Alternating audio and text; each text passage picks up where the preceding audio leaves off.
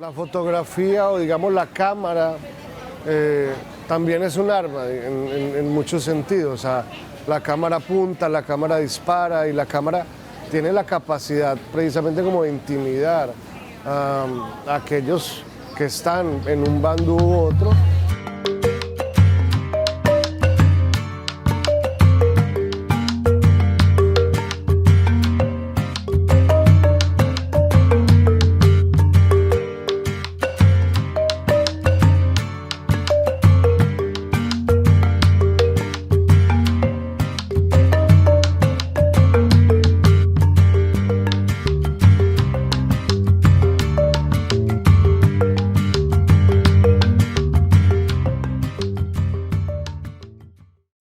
Pues la fotografía tiene mucho valor en cuanto a, pues, hacer un registro de la memoria visual de una sociedad, ¿ya? Entiéndase en su magnitud local, nacional, inclusive internacional.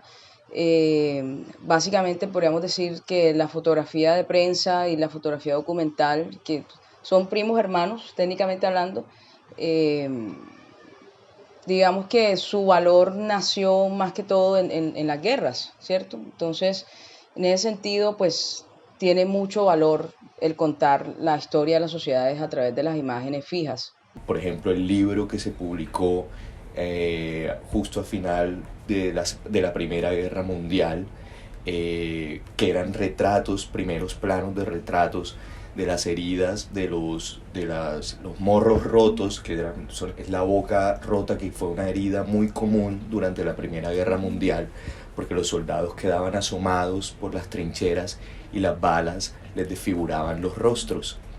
Y este trabajo de Ernst Friedrich, el fotoperiodista alemán, tenía como objetivo precisamente crear conciencia en torno al horror de la Gran Guerra, como se le denominó a la Primera Guerra Mundial, para que este tipo de atrocidades y acontecimientos no volvieran a ocurrir más nunca. Una imagen, bien sea en movimiento o bien sea fija, fotográfica, al final es un texto que será recibido por el espectador o el receptor de acuerdo a su ideología. Entonces, lo que a ti te puede indignar o al otro le puede simplemente causar indiferencia, lo que para ti puede despertar una conciencia, una reflexión crítica frente a la violencia y frente al horror de la guerra, al otro le puede dar argumentos para patrocinar, digamos, ideológicamente o apoyar ideológicamente un conflicto armado. A ver, yo creo que habría que pensar un poco primero como el rol de la fotografía en general, como en términos de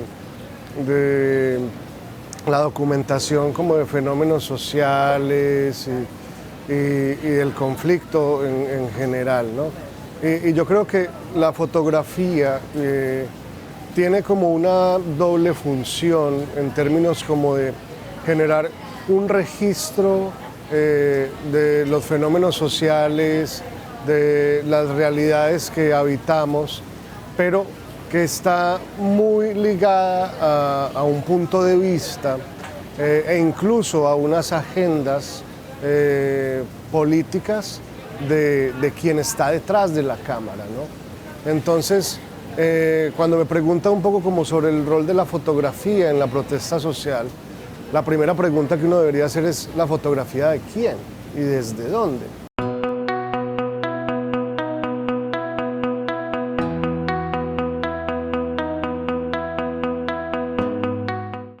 Esta foto fue en plena pandemia. Colombia vivía momentos de crisis, no solamente por la pandemia, sino por los acontecimientos que ya sucedieron en ese año. Y bueno, una de esas problemáticas fue la reforma tributaria en ese entonces el presidente Iván Duque. Y esto fue el 5 de mayo del 2021.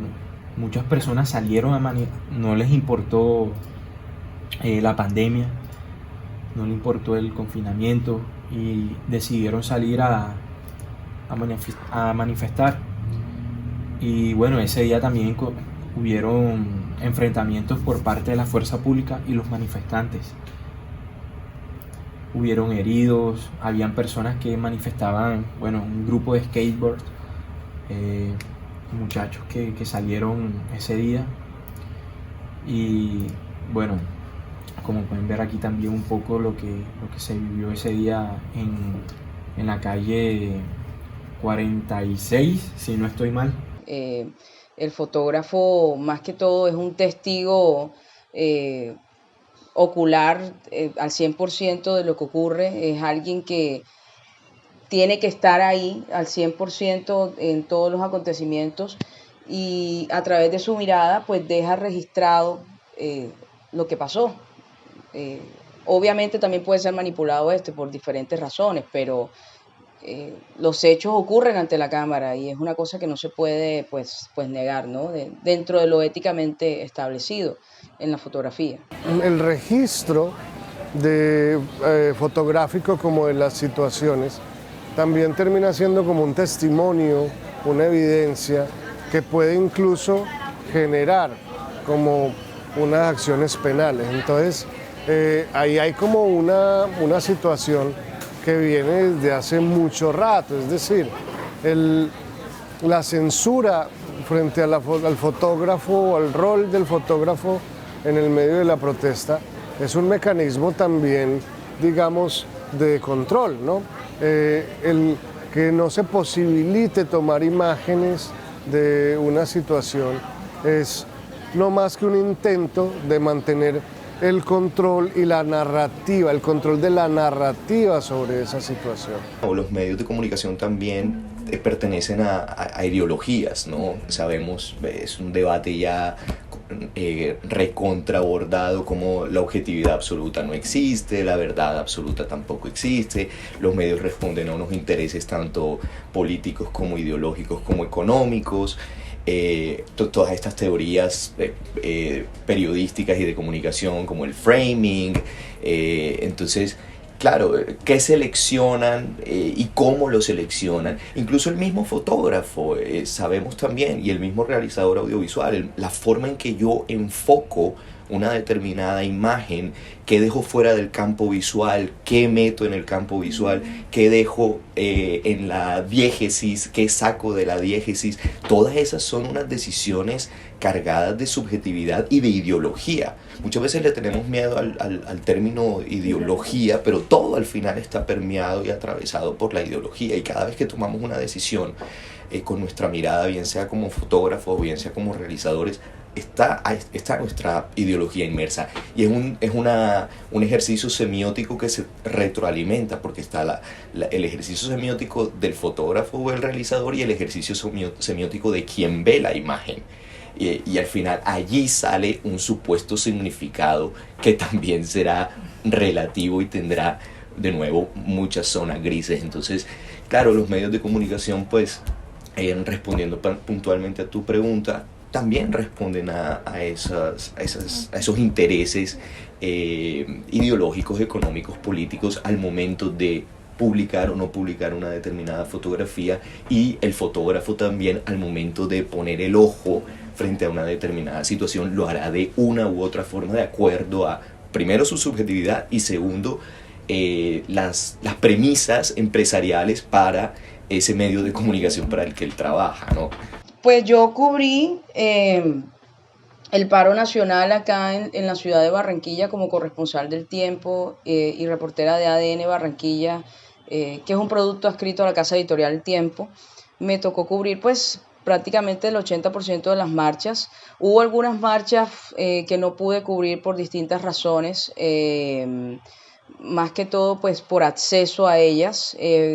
En los 10 años que llevo trabajando acá, realmente el paro nacional del 2020, ¿cierto? 2020, 2020, ha sido las más violentas en la ciudad de Barranquilla que yo he registrado, que yo he trabajado. Tanto así que por lo menos en una marcha, la más grande que recuerdo, la fecha exacta no me acuerdo, pero esta fue una marcha que se inició creo que desde la Universidad del Atlántico, sede centro, y recorrió toda la ciudad, recorrió parte del suroccidente, etcétera, y recuerdo mucho que hubo un momento que nos pidieron que no fotografiáramos, que no tomara más fotos, y los fotógrafos que, digamos, no atendieron a esa petición, pues los agredieron. O sea, eso yo no lo había visto anteriormente, y es simplemente porque las personas que estaban en la marcha manifestándose dejaron explotar toda la ira, toda la rabia, todas las frustraciones que han podido tener todos estos años de toda esta injusticia social histórica en un país llamado Colombia, que es en el que vivimos. Esta fue el 12 de mayo del 2021. Ese día jugaba River Plate contra Junior.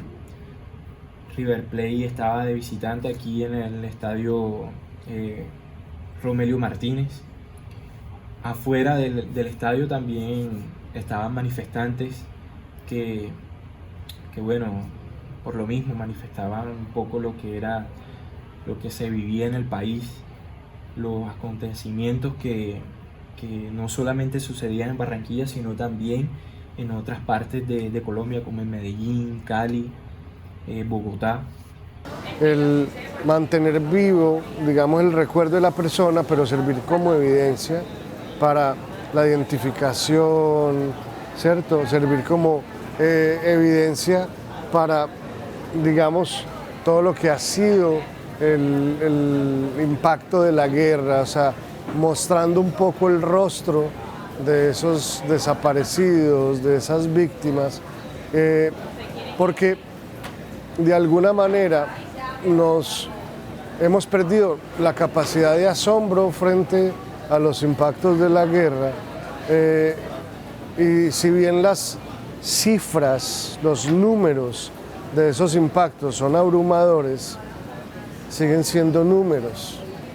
Entonces la fotografía lo que permite de alguna manera es humanizar el conflicto, humanizar esos impactos, porque es que son personas, son historias de vida, son familias enteras que fueron afectados por el conflicto de muchas maneras. Entonces, el tener esa memoria del conflicto a través de la fotografía permite precisamente encontrar ese rostro de los impactos de la guerra y generar mucha empatía, porque entonces me invita a mí a ponerme en el lugar de esas familias, ponerme en el lugar, el mirar a los ojos, digamos, al conflicto, ¿no? Primera vez que tomo una fotografía donde una persona está sangrando, fue un momento como impactante, y yo dije,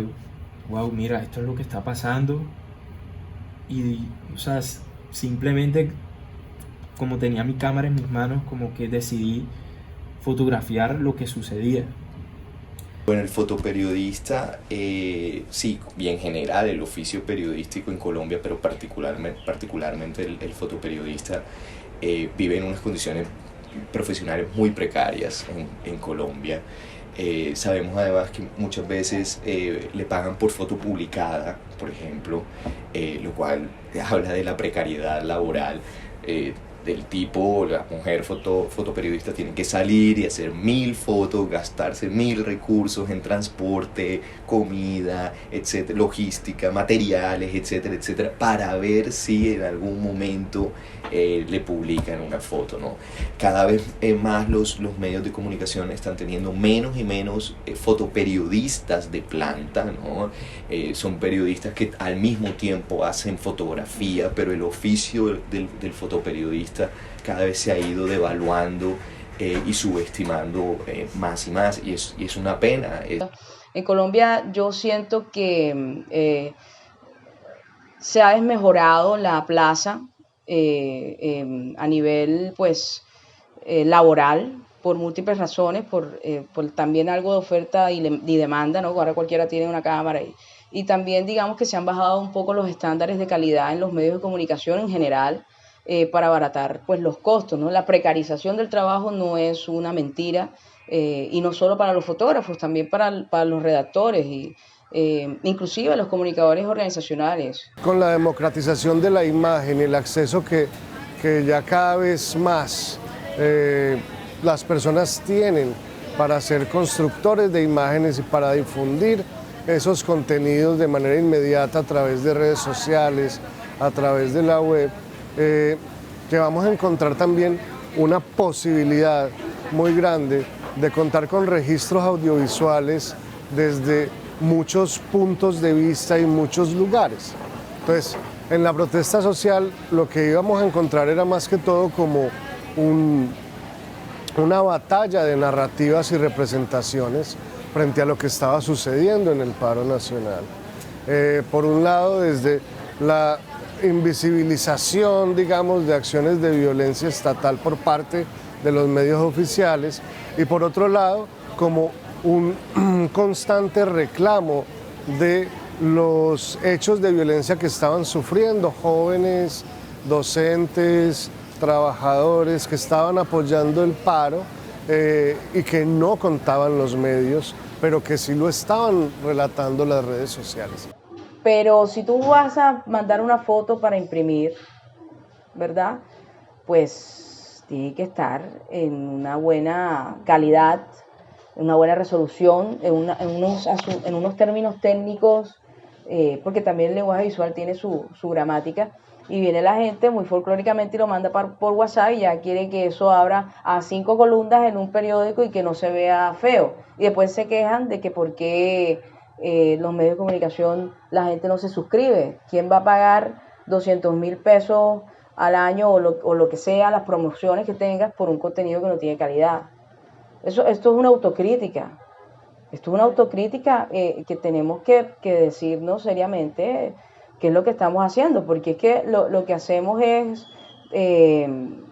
precarizar más el oficio, ¿verdad? Y no se le da valor a lo que se le tiene que dar valor. O sea, con esto no quiero decir que una mala imagen en su calidad no tenga valor noticioso, etcétera, etcétera, pero hoy en día, o sea, somos visuales, somos personas muy visuales. Creo que de las protestas más fuertes que he vivido, creo que esta fue como que la más impactante, como que la más, que no, de pronto quizás para mí es una de las que no puedo olvidar. Y bueno, aquí está otra donde está, no recuerdo el nombre de este señor, pero sí sé que es un comerciante de acá de la ciudad de Barranquilla, y él estaba tratando de evitar que el camión del SMAT avanzara hacia los manifestantes. Entonces se colocó como para impedir ese paso del camión, y bueno, podemos observar que la policía estaba tratando de quitarlo de la mitad.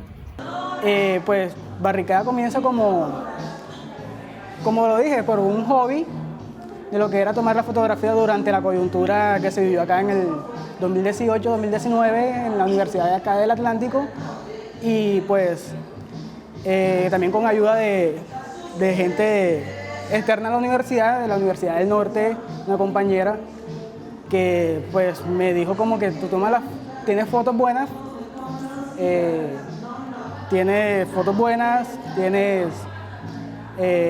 conoces lo que está pasando dentro de la universidad y pues yo te podría ayudar, y me dio la idea de crear una página, ¿cierto? Barricada realmente lo que significa, y el mismo nombre lo dice, es como hacerle frente a esa información de los medios hegemónicos, de que en ese momento decían una posverdad, una verdad a media. Entonces Barricada lo que entra es realmente a meterse en esa opinión pública dentro de la esfera pública, ¿cierto? De que la esfera pública, como lo diría Habermas, necesita también medios de comunicación que amplíen toda esa comunicación y el debate dentro de la misma esfera pública ya. Pues bueno, o sea, la gente que estaba a favor del paro, pues se escandalizaba más por la foto de la policía llevándose al chico, ¿cierto? Y la gente que estaba en contra del paro, pues se escandalizaba más por el derrumbe de la estatua, ¿ya? O sea, aquí Colombia es un país ahora mismo, bueno, toda su historia siempre ha sido un país como dividido ideológicamente. Hay personas conservadoras en lo político, en lo social, en lo económico, que generalmente son las personas que son las dueñas de los medios de producción, ya, o sea, son los empresarios. O sea, no estoy diciendo que todos sean así, pero sí hay una gran parte de esa población que necesita y quiere que las cosas se mantengan como está establecido, el status quo en todo sentido. Porque existe una serie de privilegios que mal que bien ellos han obtenido por las razones que sean, y otros tipos de personas que no tienen acceso a esto y que son las que están en la calle más que todo, o las que estaban en la calle luchando para ver si hay un cambio en las cosas, tal vez para acceder a estos privilegios o tal vez para simplemente generar mayores oportunidades de crecimiento personal, social, etc. Y yo las reacciones que pues recibía de ambas fotos era, en términos generales, eran como, en el fondo, como de zozobra de la gente. O sea, el paro fue un momento de mucha incertidumbre para todos en el país, sobre todo pues en Barranquilla. En Barranquilla yo observé algo, hubo muchas marchas aquí, donde la gente que las lideraba, usualmente algunos estudiantes de la universidad pública, pues, y los chicos pasaban y la gente salía de los apartamentos en el norte de la ciudad de Barranquilla y los aplaudía y sacaba banderas de Colombia y gritaban las arengas con ellos. ¿Ya? Y eso para mí fue muy extraño porque usualmente es al revés. O sea, usualmente era como les decían cosas negativas a los manifestantes, generalmente de la universidad pública, porque estaban en contra de eso. Bueno, mira, esta fue el 1 de noviembre del 2019. Fue una marcha por parte de los estudiantes de la Universidad del Atlántico. Y bueno, fue una marcha histórica, ya que en esta marcha estuvieron obviamente estudiantes, padres de familia, profesores, que expresaban a través de disfraces, carteles, expresaban un poco su inconformidad ante la mala administración del señor en ese entonces, el rector Carlos Prasca. Una unificación entre lo que es político y lo que es informativo, ¿cierto? Aquí no hay una pues, esfera pública real, donde se genere realmente debate, donde la opinión pública valga, ¿cierto? Porque, como lo decía anteriormente, dentro de la esfera pública hay una opinión pública, ¿cierto? Y la opinión pública es donde se genera el debate, pero esta misma esfera pública necesita medios de información. Pero cuando los medios de información tienen una ideología que crea narrativas y crea una como visión dentro de la misma esfera, realmente esa crea unas limitaciones que se mencionan, y a ver más, lo mencionan, unas limitaciones tanto a la creación de debates, a lo que es, son dos limitaciones, ¿cierto? A la creación del debate público, que seríamos así, yo hablar de algo, mira lo que pasó en tal parte, lo leí en tal periódico, pero este periódico está sesgado, entonces realmente será eso lo que es realmente la verdad. O sea, si un medio como, y lo menciono públicamente como Semana, realmente no crea debate, ¿cierto? Se crea sesgo, crea una narrativa realmente a lo que está pasando, crea una como visión y crea esa división, ¿cierto? Informar desde un solo ángulo de lo que está pasando no es realmente crear una división, ¿cierto? Siempre es un sesgo ideológico y político, económico también y cultural, ¿cierto? La gran diferencia un poco como entre el fotoperiodista y un ciudadano del común que tenga un celular y que esté tomando imágenes es que el fotoperiodista tiene que tener un poco más de conciencia sobre su rol, sobre el cómo puede informar o registrar esa situación teniendo en cuenta unas, digamos, fronteras éticas y políticas de la representación, ¿no? Y el medio al que sirve. Mientras que el ciudadano, digamos, está más en una esfera más emocional, si se quiere, de el ir documentando lo que está pasando, pero muchas veces también la manera de encuadrar o de relatar esas situaciones puede ser tergiversada, digamos, o puede ser usada para otros propósitos. Entonces, en las redes también hay como un peligro como de toda esa información falsa. Aquí en la protesta incluso vimos un montón de fotografías que no eran del contexto de la protesta social en Colombia recirculando pues como para intentar contrarrestar narrativas. Entonces la fotografía también ha cambiado y se ha modificado mucho en eso, porque se ha vuelto algo ya, a todo le tomamos foto, ¿no? Incluso ustedes están en clase y le toman foto al tablero, ¿no? O sea, a los apuntes que uno va tomando. Entonces, eso conectado, claro, durante un momento de efervescencia social, de malestar social, de protesta social, lo estamos viendo, por ejemplo, también ahora mismo en lo que está pasando en Irán. Muchas fotografías de lo que está sucediendo en Irán están llegando a las redes sociales a través de fotos que se están tomando en la calle por medio de dispositivos móviles. Lo mismo pasó en las jornadas del paro aquí en Colombia y de la protesta social aquí en Colombia. Y entonces ahí, claro, la gran pregunta es, ok, esta explosión de fotografía, la pregunta sería, ¿le hace perder valor a la fotografía o le aumenta el valor a la fotografía, ¿no? Porque, como siempre, cuando hay tantas cosas, entonces se hace también un poco lo mismo que está pasando con la información. Cuando hay tanta, es correcto. Cuando hay tanta, entonces el ejercicio de reflexión se vuelve más complicado.